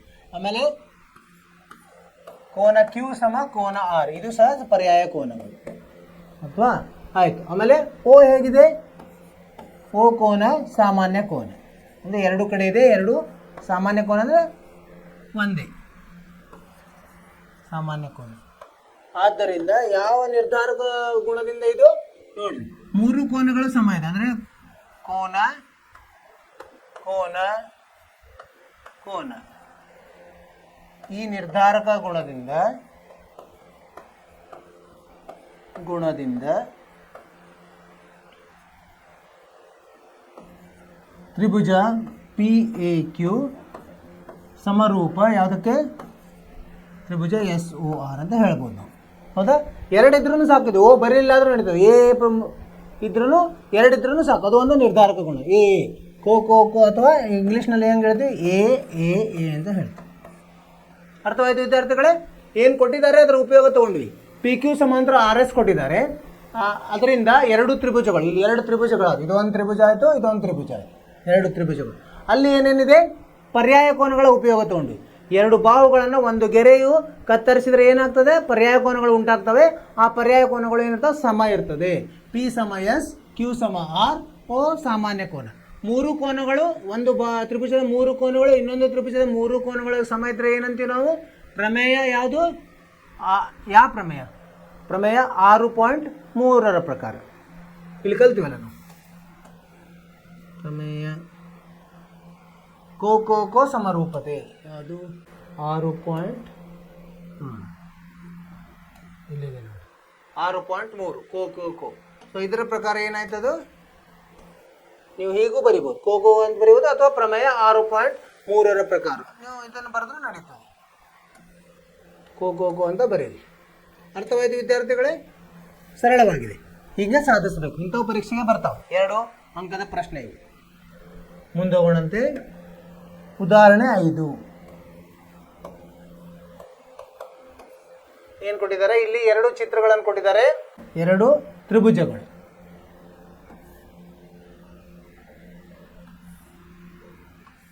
ಈ ಥರ ಒಂದಿದೆ, ಇನ್ನೊಂದು ಹೆಂಗಿದೆ? ಹೀಗೆ, ಮತ್ತೆ ಇಲ್ಲಿ ಈ ಥರ ಎರಡು ತ್ರಿಭುಜಗಳು ಹೆಸರು ಕೊಟ್ಟಿದ್ದಾರೆ. A B C P Q R. ಇದು ಎ ಇದೆ, ಇದು ಬಿ ಇದೆ, ಇದು ಸಿ ಇದೆ. ಪಿ ಎಲ್ಲಿದೆ? ಅವ್ರು ಎಲ್ಲಿ ಕೊಟ್ಟಿದ್ದಾರೆ ಅಲ್ಲೇ ಬರ್ಕೋಬೇಕು. P Q R. ಸರಿನಾ? ಈಗ ಎ ಬಿ ಕೊಟ್ಟಿದ್ದಾರೆ. ಎಷ್ಟಿದೆ? ಇದು 3.8 ಅಂತ ಇದೆ. ಆಮೇಲೆ ಬಿ ಸಿ ಎಷ್ಟಿದೆ? 6 ಇದೆ. ಮತ್ತು ಎ ಸಿ ಎಷ್ಟಿದೆ? 3. ಎ ಸಿ 3 ವರ್ಗಮೂಲ 3 ಇದೆ. ಆಮೇಲೆ ಇದರ ಕೋನ ಕೊಟ್ಟಿದ್ದಾರೆ 80 ಡಿಗ್ರಿ ಅಂತ. ಅದೇ ಥರ ಇದರಲ್ಲಿ ಏನು ಹೇಳಿದ್ದಾರೆ? ಇದು 12 ಅಂತ ಹೇಳಿದ್ದಾರೆ. ಆಮೇಲೆ ಇದು 6 ವರ್ಗಮೂಲ 3, ಇದು 7.6 ಅಂತ ಕೊಟ್ಟಿದ್ದಾರೆ. ಏನು ಹೇಳಿದ್ದಾರೆ ಅವರು? ಏನು ಪ್ರಶ್ನೆ ಕೇಳಿದ್ದಾರೆ ನೋಡೋಣಂತೆ. ಚಿತ್ರ 6.3ರಲ್ಲಿ ಗಮನಿಸಿ, ಪಿ ಕೋನವನ್ನು ಕಂಡುಹಿಡಿಯಬೇಕು. ಪಿ ಕೋನ ಎಷ್ಟು ಅಂತ ಕೇಳಿದ್ದಾರೆ. ಏನು ಮಾಡ್ಬೇಕು ನಾವೀಗ? ಈಗ ನೋಡಿ, ಕೋನ ಒಂದರದೇ ಕೊಟ್ಟಿದ್ದಾರೆ, 3 ಬಾಹುಗಳು ಕೊಟ್ಟಿದ್ದಾರೆ, 3 ಬಾಹುಗಳ ಬೆಲೆಯನ್ನು ಕೊಟ್ಟಿದ್ದಾರೆ ಎರಡೂ ತ್ರಿಭುಜದಲ್ಲಿ. ಹಂಗೇನು ನಾವು ಅದರ ಅನುಪಾತವನ್ನು ನೋಡಬೇಕು ಹೇಗಿದೆ ಅಂತ. ಪರಿಹಾರ ಅನುಪಾತ ಈಗೇನು? ತ್ರಿಭುಜ ಎ ಬಿ ಸಿ ಮತ್ತು ತ್ರಿಭುಜ ಪಿ ಕ್ಯೂ ಆರ್. ಯಾಕಂದರೆ ಇಲ್ಲಿ ನೋಡಿ, A B C P Q R ಅಥವಾ ಇರಲಿ ಪಿ ಕ್ಯೂ ಆರ್ ದಲ್ಲಿ ಏನಾಗುತ್ತೆ? ಎ ಪಿಗೆ ನಾವು ಇದನ್ನು ತೊಗೊಳಿಕ್ಕೆ ಬರಲ್ಲ. ಯಾಕೆ ಹೇಳಿ? ಅದು ವರ್ಗಮೂಲ ಇರೋದೇ ಅದ್ರ ತಕ್ಕ ತೊಗೊಂಡಂತೆ ಅನುರೂಪ ಬಾಹುಗಳು. ಅಂದರೆ ಈಗ ಎ ಸಿ ಇದ್ದಲ್ಲೇ ಇದನ್ನು ತೊಗೊಂಡಂತೆ. ಎ ಸಿ ಭಾಗಲಬ್ಧ ಪಿ ಆರ್ ಎಷ್ಟಾಗುತ್ತೆ ನೋಡಿ? ಎ ಸಿ ಎಷ್ಟಿದೆ? 3 ವರ್ಗಮೂಲ 3 ಭಾಗಲಬ್ಧ 6 ವರ್ಗಮೂಲ 3. ಈ ವರ್ಗಮೂಲ ಕ್ಯಾನ್ಸಲ್ ಆಗಿ 3 ಭಾಗಲಬ್ಧ 2 ಅಂದರೆ 1 ಭಾಗಲಬ್ಧ 2 ಉಳಿತು. ಆಮೇಲೆ ಇನ್ನೊಂದು ನೋಡಿ, ಎ ಬಿ ಭಾಗಲಬ್ಧ ಆರ್ ಕ್ಯೂ. ಎ ಬಿ ಭಾಗಲಬ್ಧ ಆರ್ ಕ್ಯೂ ಏನು ಬರ್ತದೆ? ಎ ಬಿ ಭಾಗಲಬ್ಧ ಆರ್ ಕ್ಯೂ ಎಷ್ಟಿದೆ? 3.8 ಭಾಗಲಬ್ಧ 7.6 ಅಂದರೆ 38 ಭಾಗಲಬ್ಧ 76 ಅಂದರೆ ಏನು ಬರ್ತದೆ? 1 ಭಾಗಲಬ್ಧ 2. ಇದು ಉಳಿದೇನು? ಬಿ ಸಿ ಭಾಗಲಬ್ಧ ಪಿ ಕ್ಯೂ. ಬಿ ಸಿ ಭಾಗಲಬ್ಧ ಪಿ ಕ್ಯೂ ಇದು ಎಷ್ಟು ಬರ್ತದೆ? 6 ಭಾಗಲಬ್ಧ 12 ಸಮ 1 ಭಾಗಲಬ್ಧ 2. ಅಂದರೆ 3 ಬಾಹುಗಳು ಹೆಂಗಿದ್ದಾವೆ? ಅನುರೂಪ ಬಾಹುಗಳು ಹೆಂಗಿದ್ದಾವೆ? ಸಮಾನುಪಾತದಲ್ಲಿದ್ದಾವೆ. ಆದ್ದರಿಂದ ಯಾವ ನೋಡಿ, ಈಗ ಎ ಬಿ ಸಿ ಅಂದರೆ ಅದೇ ಥರದ ನಾವು ಬರಿಬೇಕಾಗ್ತದೆ. ಯಾವುದು? ಮೊದಲು 3.8, ಇಲ್ಲಿ 7.6. ಆಮೇಲೆ ನಾವು ಇದನ್ನು ತೊಗೊಂಡ್ವಿ ಅಂದರೆ ಈಗ ಇದಂಗಾರೆ ಬರೆಯೋಣಂತ. ಎ ಬಿ ಸಿ ಸಮರೂಪ ಎಗೆ ಯಾವ್ದು ಬರ್ತದೆ ಹೇಳಿ? ಎ ಬಿ ಯಾವುದಿದೆ ಇಲ್ಲಿ? 3.8 ಅಂದರೆ RQ ಇದೆ ಅಲ್ವಾ? RQP ಅಂತ ಬರೀಬೇಕಾಗ್ತದೆ ನಾವು. RQP PQR ಬರಲಿಕ್ಕೆ ಬರಲ್ಲ, ಹೀಗಾಗಿ ಇದನ್ನು ನಾವು ಬದಲಿ ಮಾಡಬೇಕಾಗ್ತದೆ. RQP ಅಂದರೆ ಇದನ್ನು ತಿರುಗಿಸ್ಬೇಕಾಗ್ತದೆ ನಾವು, ಆ ಥರ ಅಲ್ಲಿ ಹೋಗ್ಬೇಕಾಗ್ತದೆ. ಇದು ಈ ಕಡೆ ಹೋಗಿ ಇದು ಈ ಕಡೆ ಬರ್ತದೆ. ಈಗೇನಾಗುತ್ತೆ? RQ ಈ ಕಡೆ ಬರಬೇಕು, P ಈ ಕಡೆ ಬರಬೇಕಾಗ್ತದೆ. ಅಂದರೆ ಇದಕ್ಕೆ ಅನುರೂಪ ಬಾಹುಗಳಾಗ್ತವೆ, ಅನುಪಾತವು ಸರಿ ಇರ್ತದೆ. ಸೊ ಆದ್ದರಿಂದ ಈಗೇನು ಕಂಡು ಹಿಡಿಯಲಿಕ್ಕೆ ಹೇಳಿದ್ದಾರೆ ಅವರು? ಇದು 80 ಇದೆ, ಇದನ್ನು ಕೊಟ್ಟಿದ್ದಾರೆ 60 ಅಂತ ಕೊಟ್ಟಿದ್ದಾರೆ, ಇದು ಕೊಟ್ಟಿದ್ದಾರೆ. ಇದರ ಪ್ರಕಾರ ಏನಾಗುತ್ತೆ? ಕೋನ ಎ ಸಮ ಕೋನ R ಆಗ್ತದೆ, ಕೋನ ಬಿ ಸಮ ಕೋನ Q ಆಗ್ತದೆ, ಮತ್ತು ಕೋನ ಸಿ ಸಮ ಕೋನ P ಆಗ್ತದೆ. ಅವರು ಏನು ಹೇಳಿದ್ರೆ P ಕಂಡು ಹಿಡಲಿಕ್ಕಿದ್ದಾರೆ. ಸಿ ನಮಗೆ ಗೊತ್ತಿಲ್ಲ, ಸಿ ಹೆಂಗೆ ಕಂಡು ಹಿಡಿಯೋದಿಲ್ಲ? ಕೋನ ಸಿ ಸಮ 180 ಋಣ ಅವೆರಡು ಸೇರಿಸ್ಬೇಕು. 80 ಸಂಕಲನ 60 ಅಂದರೆ ಎಷ್ಟಾಯಿತು? 40 ಆಗ್ತದೆ. ಹೌದಾ? 180 ಮೈನಸ್ 140 40 ಆಗ್ತದೆ. ಅಂದರೆ ಸಿ 40 ಆಯಿತು. ಸಿ 40 ಅಂದರೆ ಇಲ್ಲಿ ಪಿ ಇದ್ದೆಷ್ಟಾಗುತ್ತೆ? 40 ಡಿಗ್ರಿ ಬರ್ತದೆ. ಎಷ್ಟು ಬಂದಿದೆ ಇವ್ರದ್ದು? ಇಲ್ಲಿ ನೋಡಿದರೆ 40 ಡಿಗ್ರಿ ಬಂದಿದೆ. ಈ ಥರ ಅದು ಯಾವ ಅನುಪಾತ ನೋಡ್ಬೇಕು ನಾವು. ಅನುಪಾತ ಹೋದು ಬದಲಿ ಆಗ್ತಿದ್ರೆ ಬದಲಿ ಮಾಡಿಕೊಂಡು ಆ ಥರ ನಾವು ತ್ರಿಭುಜವನ್ನು ತಿರುಗಿಸ್ಬೇಕಾಗ್ತದೆ. ತ್ರಿಭುಜ ಆ ಹೆಸರಿನ ತ್ರಿಭುಜ ಮಾತ್ರ ಅದಕ್ಕೆ ಅನುರೂಪ. ನಾವು ಇಲ್ಲಿ ಬರ್ದಂಗೆ ABC ಅಂತೇಳಿ ಹಾಗೇನ ಅದೇ ABCಗೆ RPQ ಅಂತ ಬರೆಯೋಂಗಿಲ್ಲ. ಅದು ಹೇಗೆ ಬರ್ತದೆ? ಈಗ ಇಲ್ಲಿ ಏನೇನು ಗುಣಗಳಿದ್ದಾವೆ ಆ ಗುಣಗಳನ್ನು ಹೊಂದಿಸೇ ಬರಿಬೇಕಾಗ್ತದೆ. ಏನು ಮಾಡಿದ್ವಿ ನಾವು ಇಲ್ಲಿ? ಇವಾಗ ಎರಡು ತ್ರಿಭುಜಗಳನ್ನು ಕೊಟ್ಟಿದ್ದಾರೆ. ಸಣ್ಣ ಒಂದನೇ ತ್ರಿಭುಜದಲ್ಲಿ ಅದರ 2 ಕೋನಗಳು ಮತ್ತು 3 ಬಾಹುಗಳನ್ನು ಕೊಟ್ಟಿದ್ದಾರೆ. ಎರಡನೇ ತ್ರಿಭುಜದಲ್ಲಿ ಕೇವಲ 3 ಬಾಹುಗಳ ಅಳತೆಯನ್ನು ಕೊಟ್ಟಿದ್ದಾರೆ. ಅಲ್ಲಿ ಸಮಾನುಪಾತ ಬರುವಂಥ ಬಾಹುಗಳನ್ನು ನಾವು ಅನುರೂಪ ಬಾಹುಗಳನ್ನಾಗಿ ಮಾಡಿ ಅದನ್ನು ನಾವು ಮಾರ್ಪಡಿಸಿ ನಮಗೇನು ಬಂತು? RQP ಅಂತ ಬಂತು. RQP ಬಂದಾಗ ಅದಕ್ಕೆ ಅನುರೂಪ ಕೋನಗಳು ಸಮ ಅಂತ ನಾವು ನಿರ್ಧರಿಸಿ ಅದಕ್ಕೆ Pಗೆ ಎಷ್ಟು ಬಂತು? 40 ಡಿಗ್ರಿ ಬರ್ತದೆ. 40 ಡಿಗ್ರಿ ಬರ್ತದೆ. ಅರ್ಥವಾಯ್ತು ಅಂತ ತಿಳ್ಕೊಂಡೇನೆ ವಿದ್ಯಾರ್ಥಿಗಳೇ. ಇದನ್ನು ಏನು ಅಂದರೆ ರೇಖಾಗಣಿತ ಊಹೆ ಜಾಸ್ತಿ ಇರ್ತದೆ. ಊಹೆ ಜಾಸ್ತಿ ಮಾಡಿದರೆ ನಮಗೆ ಅದು ಸರಿಯಾಗಿ ಬರ್ತದೆ. ಮುಂದೆ ಹೋಗೋಣಂತೆ 6ನೇ ಉದಾಹರಣೆ ಇದೆ. ಉದಾಹರಣೆ 6. ಏನಂದರೆ ಇಲ್ಲಿ ಒಂದು ಚಿತ್ರನೂ ಇದೆ, ಬಿಡಿಸೋಣಂತೆ. ಚಿತ್ರ ಈ ಥರ ಚಿತ್ರ ಇದೆ. ಏನೇನು ಕೊಟ್ಟಿದ್ದಾರೆ ಬರ್ಕೊಂಬಂತೆ.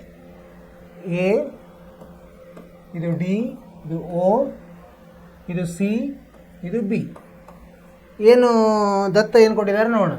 ಚಿತ್ರ 6.31ರಲ್ಲಿ OA ಗುಣಲಬ್ಧ OB ಸಮ OC ಗುಣಲಬ್ಧ OD ಆದರೆ ಇದು ಕೊಟ್ಟಿದ್ದಾರೆ.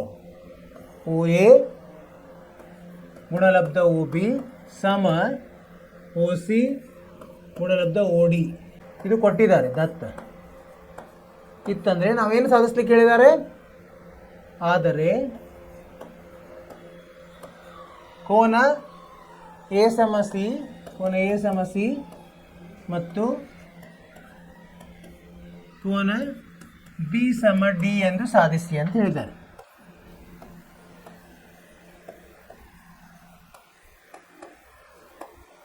ಸಾಧನೆ ನೋಡೋಣಂತೆ ಹೇಗೆ ಮಾಡಬೇಕಂತೆ. ಈಗ ನೋಡಿ ಅವ್ರೇನು ಕೊಟ್ಟಿದ್ದಾರೆ ಮೊದಲು ಬರ್ಕೊಂಡೆವು. ಏನು ಇರಲಿ, ಇವು 2 ಕೋನಗಳು ಎಲ್ಲಿದೆ ನೋಡಿ. ಎ ಮತ್ತು ಸಿ ಇಲ್ಲಿದೆ, ಎ ಇಲ್ಲಿದೆ, ಸಿ ಇಲ್ಲಿದೆ, ಬಿ ಮತ್ತು ಡಿ ಇದೆ. ಅಂದರೆ ಏನಾಯಿತು? ಅನುರೂಪ ಕೋನಗಳನ್ನು ಸರಿ ಮಾಡಿರಿ ಅಂತ ಹೇಳಿದ್ದಾರೆ. ಸಮ ಅಂತ ಮಾಡಿರಿ ಅದು. ಅನುರೂಪ ಕೋನಗಳು ಸಮ ಅಂತ ಮಾಡಿರಿ ಅಂದ್ರೆ ಏನು? ಅವು ತ್ರಿಭುಜಗಳನ್ನು ನಾವು ಏನು ಮಾಡಬೇಕು? ಸಮರೂಪ ಅಂತ ಮಾಡಬೇಕು. ಯಾವ್ಯಾವು? ಅದರ ಅರ್ಥ ಏನು? ಈಗೇನು ಮಾಡಬೇಕು? ತ್ರಿಭುಜ AOD ಮತ್ತು ತ್ರಿಭುಜ BOC ಯಲ್ಲಿ ಅವು ಎಲ್ಲಿದಾವೆ ಆ ತ್ರಿಭುಜಗಳನ್ನು ತಗೋಬೇಕು ನಾವು. ಈಗ ಅವ್ರು ಕೊಟ್ಟೆ ಬಿಟ್ಟಿದ್ದಾರೆ. ಏನು? OA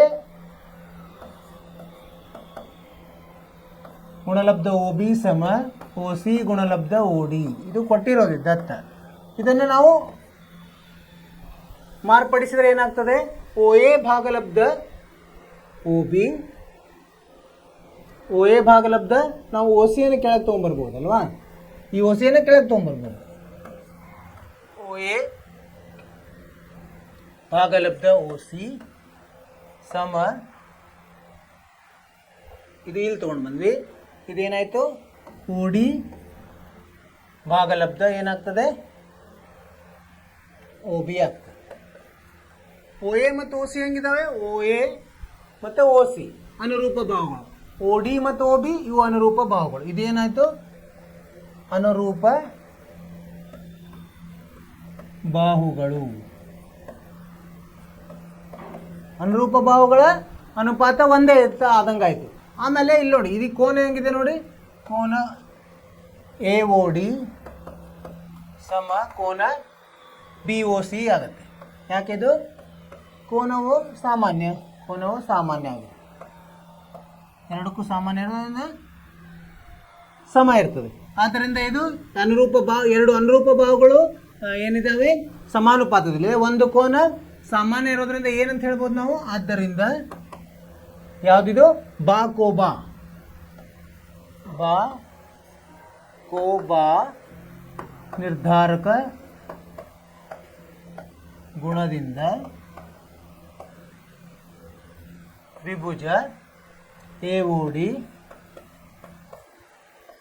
ಸಮರೂಪ ತ್ರಿಭುಜ ಬಿ ಓ ಸಿ ಆದಂಗೆ ಆಯಿತು. ಆಯಿತಾ? ಸೊ ಈಗ ತ್ರಿಭುಜಗಳು ಏನಾಯಿತು ಸಮರೂಪ ಆದರೆ ಏನು ಅರ್ಥ ಅದರದು, ಅದರ ಅನುರೂಪ ಕೋನಗಳು ಸಮ ಇರ್ತವೆ. ಆದ್ದರಿಂದ ಯಾವುದು ಎ ಸಮ ಸಿ ಮತ್ತು ಕೋನ ಬಿ ಸಮ ಡಿ ಆಗ್ತದೆ. ಯಾಕೋ ಅನುರೂಪ ಕೋನಗಳು. ಎದರ ಅನುರೂಪ ಕೋನಗಳು? ಇವೆರಡು ತ್ರಿಭುಜದ ಅನುರೂಪ ಕೋನಗಳು. ಸೊ ನಾವೇನು ಮಾಡಿದ್ವಿ, ಅನುರೂಪ ತ್ರಿಭುಜಗಳು ಹೆಂಗಿದಾವೆ ಅಂತ ನಾವು ಸಾಧಿಸಿದ್ವಿ. ಇಲ್ಲಿ ಸಮರೂಪ ತ್ರಿಭುಜದ ಅನುರೂಪ ಕೋನಗಳು, ಅದನ್ನೇ ಬರೀ ಸಮರೂಪ ತ್ರಿಭುಜದ ಅನುರೂಪ ಕೋನಗಳು. ಆದ್ದರಿಂದ ಅವೆರಡು ಸಮ. ಇದು ನಮ್ಮ ಸಾಧನೆ. ಅರ್ಥವಾಯ್ತು? ಏನು ಮಾಡಿದ್ವಿ, ಅವ್ರು ಕೊಟ್ಟಿರೋದನ್ನ ಉಪಯೋಗ ತಗೊಂಡ್ವಿ ನಾವು. ಏನು ಅವ್ರೇನು ಕೊಟ್ಟಿದ್ದಾರೆ, ಓ ಎ ಗುಣಲಬ್ಧ ಓ ಬಿ ಸಮ ಓ ಸಿ ಗುಣಲಬ್ಧ ಓ ಡಿ. ಅದನ್ನು ಮಾರ್ಪಡಿಸಿದ್ವಿ, ಅದನ್ನು ಸ್ಥಾನ ಪಲ್ಲಟ ಮಾಡಿದ್ವಿ. ಓ ಸಿಯನ್ನು ಓ ಎ ಕೆಳಗಡೆ ತೊಗೊಂಡು ಬಂದ್ವಿ, ಆಮೇಲೆ ಓ ಬಿಯನ್ನು ಓ ಡಿ ಕೆಳಗಡೆ ತೊಗೊಂಡು ಬಂದ್ವಿ. ಅದರಿಂದ ಬೆಲೆ ಏನು ಬದಲಿ ಆಗಲಿಲ್ಲ. ಸೊ ಇವೆರಡನ್ನು ನೋಡಿದ್ರೆ ಇವೆಂಥ ಬಾಹುಗಳು, ಇವೆರಡೂ ತ್ರಿಭುಜದ ಅನುರೂಪ ಬಾಹುಗಳು ಹೆಂಗಿದಾವೆ, ಇವು ಈಗ ಸಮಾನುಪಾತದಲ್ಲಿದೆ. ಮತ್ತು ಒಂದು ಕೋನ ಸಮ ಇದೆ. ಎರಡು ಬಾಹುಗಳು ಸಮಾನುಪಾತದಲ್ಲಿದ್ದು ಅದರ ನಡುವಿನ ಕೋನಗಳು ಸಮ ಇದ್ದರೆ ಬಾಕೋಬಾ ನಿರ್ಧಾರಕ ಗುಣದಿಂದ ಎಸ್ ನಿರ್ಧಾರಕ ಗುಣದಿಂದ ಅವೆರಡು ತ್ರಿಭುಜಗಳು ಹೆಂಗಿರ್ತವೆ, ಸಮರೂಪ ಇರ್ತವೆ. ಸಮರೂಪವನ್ನು ಸಾಧಿಸಿ ಅದನ್ನು ಏನು ಇಲ್ಲಿ ಉಪಯೋಗ ತಗೊಂಡ್ವಿ. ಎಲ್ಲಿ ಸಮರೂಪ ತ್ರಿಭುಜದ ಅನುರೂಪ ಕೋನಗಳು ಸಮ ಇರ್ತವೆ. ಏನು ಕೋನ ಎ ಸಮ ಕೋನ ಸಿ, ಕೋನ ಬಿ ಸಮ ಕೋನ ಡಿ. ಈ ಥರ ನಾವು ಸಾಧಿಸಿದ್ವಿ. ಅರ್ಥವಾಯಿತು ವಿದ್ಯಾರ್ಥಿಗಳೇ? ಹೀಗೆ ಸಾಧಿಸೋದು. 7ನೇಯ ಉದಾಹರಣೆ ಏನಂತಿದೆ, ಇಲ್ಲೊಂದು 90 ಸೆಂಟಿಮೀಟರ್ ಎತ್ತರವಿರುವ ಹುಡುಗಿಯೊಬ್ಬಳು 1.2 ಮೀಟರ್ ಪ್ರತಿ ಸೆಕೆಂಡ್ ಜವದಲ್ಲಿ ಒಂದು ದೀಪದ ಕಂಬವೊಂದರ ಬುಡದಿಂದ, ಇಲ್ಲಿ ಬುಡ ಅಂದರೆ ಇದು, ಬುಡದಿಂದ ಹೊರ ನಡೆಯುತ್ತಿದ್ದಾಳೆ. ಈಗ ನಡೀತಾ ಹೋಗ್ತಾ ಇದ್ದಾಳೆ. ದೀಪವು ನೆಲದಿಂದ ಎಷ್ಟಿದೆ ಎತ್ತರ, 3.6 ಸೆಂಟಿಮೀಟರ್ ಇದೆ. 4 ಸೆಕೆಂಡುಗಳ ನಂತರ ಅವಳ ನೆರಳಿನ ಉದ್ದವೇನು? ಇದು 4 ಸೆಂಟಿಮೀಟರ್ ನಡೆದ್ಲಂದ್ರೆ ಅವಳ ನೆರಳಿನ ಉದ್ದವೇನು? ಈಗ ಎಂಥ ಕೋನಗಳು ಇಲ್ಲಿ ತ್ರಿಭುಜಗಳು ಆಗ್ತವೆ? ಇಲ್ಲಿ ಸಮರೂಪ ತ್ರಿಭುಜಗಳು ಆಗ್ತವೆ. ಯಾಕಂದ್ರೆ ಇದು 90 ಮತ್ತು ಇದು 90. ಅವಳು ನೇರವಾಗಿ ನಡೀತಿರೋದ್ರಿಂದ ಎರಡು 90 ಇದು ಏನಿರ್ತವೆ, ಡಿಗ್ರಿಯಲ್ಲಿ ಇರ್ತವೆ. ಆಮೇಲೆ ಇದು ಒಂದು ಇದು ಏನು ಸಾಮಾನ್ಯ ಕೋನ ಈ. ಸೊ ಇವ ಎರಡು ಕೋನಗಳು ಸರಿ ಇದ್ರೆ ಅದಕ್ಕೆ ಕೋಕೋ ಇಂದ ಏನಂತ ಹೇಳ್ತೀವಿ ನಾವು, ಅದು ಸಮರೂಪ ತ್ರಿಭುಜಗಳಾಗ್ತವೆ. ಈ ಚಿತ್ರವನ್ನು ಬಿಡಿಸಿದಾಗ ಗೊತ್ತಾಗ್ತದೆ ನಮಗೆ. ಈ ಥರ ಇದು ಕಂಬ ಅಂತ ತಿಳ್ಕೊಂಬಂತೆ, ಇದರ ನೆರಳು ಇಲ್ಲಿ ಮತ್ತು ಅವಳು ಇಲ್ಲಿ ನಡೀತಾ ಇದ್ದಾಳೆ, ಆ ಹುಡುಗಿ ಅಲ್ವಾ. ಇದನ್ನು ಎ ಬಿ, ಇದು ಸಿ, ಇದು ಡಿ. ಇದು ಇ. ಸೊ ಏನಾಗಿದೆ ಅಂದರೆ ಅವಳು ಇದು ಸಿ ಡಿ ಅನ್ನೋದು ಚಿಕ್ಕ ಹುಡುಗಿ, ಎ ಬಿ ಅನ್ನೋದು ಕಂಬದ ಎತ್ತರ ಕೊಟ್ಟಿದ್ದಾರೆ. ಇದು ಇವಳ ಎತ್ತರ ಕೊಟ್ಟಿದ್ದಾರೆ ಎಷ್ಟು, 90 ಸೆಂಟಿಮೀಟರ್ ಅಂತ. ಆಮೇಲೆ ಕಂಬದ ಎತ್ತರ ಎಷ್ಟು ಕೊಟ್ಟಿದ್ದಾರೆ, 3.6 ಮೀಟರ್, ಅಂದರೆ ಸೆಂಟಿಮೀಟರ್ಗೆ ಇದು ಮಾಡಿದರೆ 360 ಸೆಂಟಿಮೀಟರ್ ಆಯಿತು. ಆಮೇಲೆ ಇದು 90 ಡಿಗ್ರಿ ಇರ್ತದೆ, ಇದು 90 ಡಿಗ್ರಿ, ಇದು ಸಾಮಾನ್ಯ ಇರ್ತದೆ. ಸೊ ಏನಂತ ಬರಿಬೋದು ನಾವು,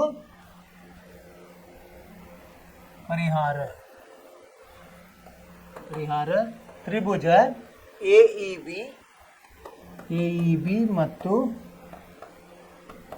ಸಿ ಡಿ ಯಲ್ಲಿ ಏನು ಕೋನ ಎ ಬಿ ಇ ಸಮ ಕೋನ ಸಿ ಡಿ ಇ 90 ಡಿಗ್ರಿ. ಆಮೇಲೆ ಕೋನ ಇ ಹೆಂಗಿದೆ, ಸಾಮಾನ್ಯ ಇದೆ ಅಲ್ವಾ. ಸೊ ಸಾಮಾನ್ಯ ಇದ್ದಾಗ ಎ ನಿರ್ಧಾರಕ ಅಥವಾ ಕೋನ 2 ಕೋನ ಇದ್ರೆ ಸಾಕು. ನಿರ್ಧಾರಕ ಗುಣದಿಂದ ಏನಾಗ್ತದೆ, ತ್ರಿಭುಜ ಎ ಇ ಬಿ ಸಮರೂಪ ತ್ರಿಭುಜ ಸಿ ಡಿ ಇ ಆಗುತ್ತೆ. ಈಗ ಸಮರೂಪ ಆದಮೇಲೆ ಇದರ ಉಪಯೋಗ ತಗೋಬೋದು.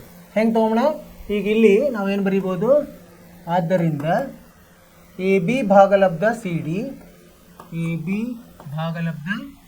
ಡಿ ಸಮರೂಪ ಏನು ಎಂಥವು ಅನುರೂಪ ಬಾಹುಗಳು ಸಮ ಬಿ ಡಿ ಭಾಗಲಬ್ಧ ಅಲ್ಲ, ಇದರಲ್ಲಿ ಇದೆ ಅಂದರೆ ಬಿ ಇ ಭಾಗಲಬ್ಧ, ಇದು ಪೂರ್ತಿ ತಗೊಂಡು ಬಿ ಭಾಗಲಬ್ಧ ಬಿ ಡಿ ಆಗುತ್ತೆ. ಸರಿನಾ. ಎ ಬಿ ಎಷ್ಟು ಕೊಟ್ಟಿದ್ದಾರೆ, 360 ಕೊಟ್ಟಿದ್ದಾರೆ, ಭಾಗಲಬ್ಧ ಇದು ಎಷ್ಟು 90 ಸಮ ಬಿ ಎಷ್ಟಿದೆ ಅವ್ರು ಕೊಟ್ಟಿಲ್ಲ, ಆದರೂ ಅವಳು ಇಲ್ಲಿ ಎಷ್ಟು ನಡೆದ್ಲಂತ ಕೊಟ್ಟಿದ್ದಾರೆ. ಇಲ್ಲಿ 4 ಸೆಕೆಂಡ್ ಅಂದರೆ 1.2 ಇದು ಜವ ಅಂದರೆ 1.2 4 ಸೆಕೆಂಡ್ಗೆ ಎಷ್ಟಾಗುತ್ತೆ, ಗುಂಡ್ಲೆ 4 ಅಂದರೆ 4.8 ಮೀಟರ್ ನಡೆದ್ಲು. ಅಂದರೆ ಇಲ್ಲಿವರೆಗೆ ಇದು 4.8 ಇರ್ತದೆ. ಪೂರ್ತಿ ನಾವು ಇದು ಎಷ್ಟಂತ ಹಿಡಿಯೋಣ, ಇದು ಎಕ್ಸ್ ಅಂತ ಹಿಡಿಯೋಣ ಅಂತ.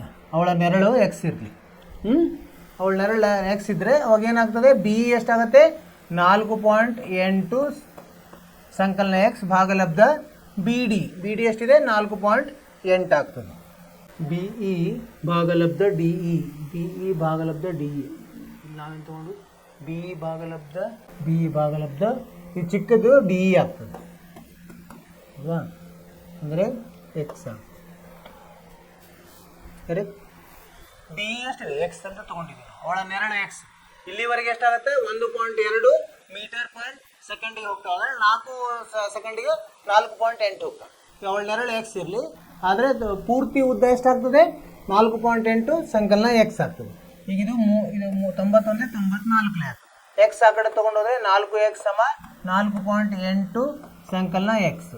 ಈ ಎಕ್ಸ್ ಆ ಕಡೆ ತೊಗೊಂಡ್ರೆ 4x ಮೈನಸ್ ಎಕ್ಸ್ ಆಗಿ 3x ಸಮ 4.8, ಎಕ್ಸ್ ಸಮ 4.8 ಭಾಗಲಬ್ಧ 3 ಎಷ್ಟು ಅಂದರೆ 3 ಒಂದಲೇ ಎಷ್ಟು 1 ಉಳಿತು 3 6 1.6 ಮೀಟರ್ 1.6 ಮೀಟರ್ ಅವಳ ನೆರಳಿನ ಉದ್ದ ಆಗ್ತದೆ. ಇದು ಉತ್ತರ. ಅರ್ಥವಾಯಿತು ವಿದ್ಯಾರ್ಥಿಗಳೇ? ಏನು ಮಾಡಿದ್ವಿ, ಅವಳು ಒಂದು ಇಲ್ಲಿ ಸಂದರ್ಭ ಕೊಟ್ಟಿದ್ದಾರೆ. ಹೇಗೆಂದರೆ ಒಬ್ಬ ಹುಡುಗಿ ಎ ಬಿ ಎನ್ನುವ ಕಂಬದಿಂದ ನಡೀತಾ ಹೋಗ್ತಾ ಇದ್ದಾಳೆ. ಅವಳು ಡಿ ವರೆಗೆ ನಡೆದಿದ್ದಾಳೆ.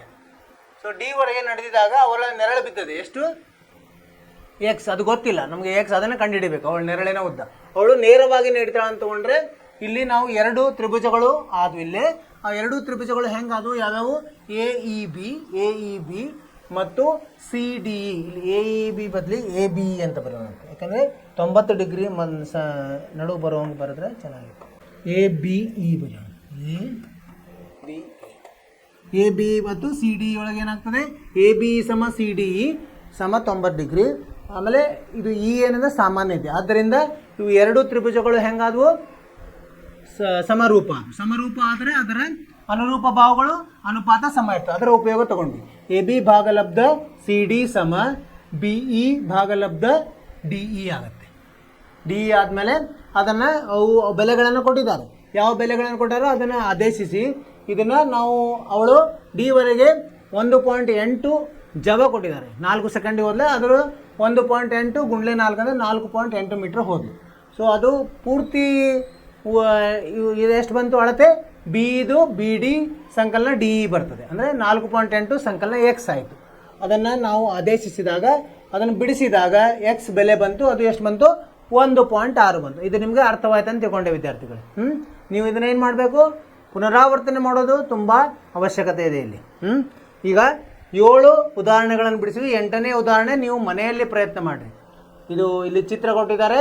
ಏನು ಮಾಡಬೇಕು ನಾವು, ತ್ರಿಭುಜ ಎ ಬಿ ಸಿ ಸಮರೂಪ ತ್ರಿಭುಜ ಪಿ ಕ್ಯೂ ಆರ್ ಮಾಡಬೇಕು. ಅವರು ಕೆಲವೊಂದು ಅಂಶಗಳನ್ನು ಕೊಟ್ಟಿದ್ದಾರೆ, ಅವುಗಳ ಉಪಯೋಗ ತೊಗೊಂಡು ಮಾಡಬೇಕು. ನೀವು ಮನೆಯಲ್ಲಿ ಪ್ರಯತ್ನ ಮಾಡಿರಿ, ಮನೆ ಕೆಲಸ. ಅದನ್ನು ನಿಮ್ಗೆ ಗೊತ್ತಾಗಲಿಲ್ಲ ಅಂದರೆ ನಾಳೆ ಅದನ್ನು ಹೇಳ್ತೀನಿ ನಾನು, ನಾಳೆ ಅದನ್ನು ಚರ್ಚಿಸೋಣಂತೆ. ಆಮೇಲೆ ಏನು ಮಾಡೋದು, ಹೊಸ ಅಭ್ಯಾಸ 6.3 ನಾಳೆ ಆರಂಭಿಸೋಣ. ಅಲ್ಲಿವರೆಗೆ ಏನು ಮಾಡಬೇಕು, ನೀವು ಅಭ್ಯಾಸವನ್ನು ಚೆನ್ನಾಗಿ ಮಾಡಬೇಕು, ಪುನರಾವರ್ತನೆ ಮಾಡಬೇಕು, ಪಠ್ಯೇತರ ಚಟುವಟಿಕೆಯಲ್ಲಿ ಭಾಗವಹಿಸಬೇಕು, ನಿಮ್ಮ ಆರೋಗ್ಯದ ಬಗ್ಗೆ ಕಾಳಜಿ ಇರಬೇಕು. ಅಷ್ಟು ಹೇಳ್ತಾ ಇವತ್ತಿನ ತರಗತಿಯನ್ನು ಮುಗಿಸ್ತಾ ಇದ್ದೀವಿ. ಮುಂದಿನ ತರಗತಿಯಲ್ಲಿ ಭೇಟಿಯಾಗೋಣ. ಅಲ್ಲಿವರೆಗೆ ನಿಮಗೆ ಶುಭವಾಗಲಿ. ನಮಸ್ಕಾರ.